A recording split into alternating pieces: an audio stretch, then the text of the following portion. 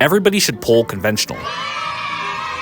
I mean, you can still pull sumo in competition or whatever if you're stronger, but even if you pull sumo, you should do some training conventional.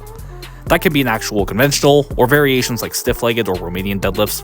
This is because it has unique training benefits that sumo deadlifts lack, but that will still carry over to your sumo deadlift and your squat, not to mention just more well-rounded general strength benefits. Now, the first benefit is simply training the spinal extensors. Conventional deadlifts will load these more than the sumo deadlift as the torso position is more bent over.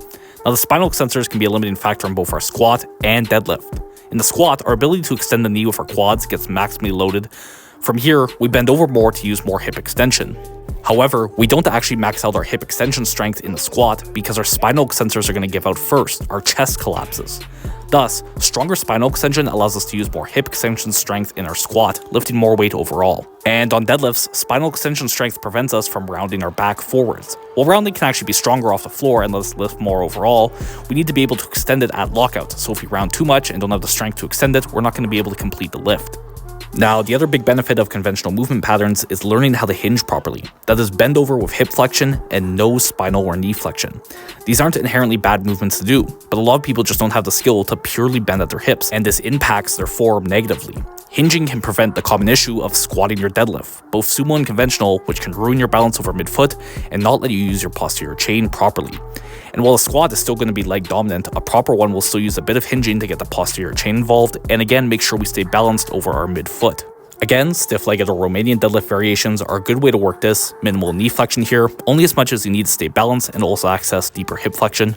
Some backgrounding can be okay to train our spinal extensors more, though if we're trying to learn a basic hinge, try to keep the back straight at first. So with all this being said, how do we actually implement it in their training?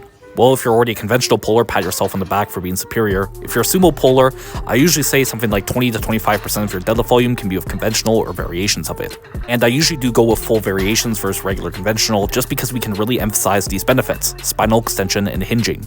I use snatch grips personally as my posterior chain is a bit susceptible to fatigue. The wider grip forces me to bend over a bit more than a normal conventional, so I'm getting more of that hinging and spinal extension loading, but not quite as much as I would with a full-on stiff-legged or Romanian deadlift. Keep in mind though that I'm somebody who's on the low end of workload on lower body, just 6 sets per week on squats and deadlifts each.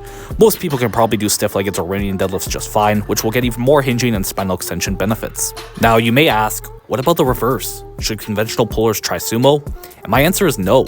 We do conventional because it can work things that sumo doesn't. What does sumo work that conventional doesn't? Your quads.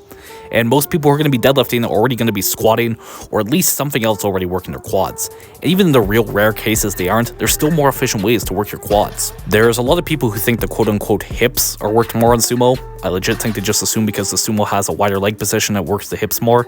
There's no difference in engagement of any hip muscle between the sumo and conventional deadlifts. Link to research on that below. The only real reason I could see for people who pull conventional wanting to do sumo is to load their back less, maybe due to injury, and that's fair, though you may want to try block pulls or trap bar deadlifts, which will also load the back less and be a bit more specific.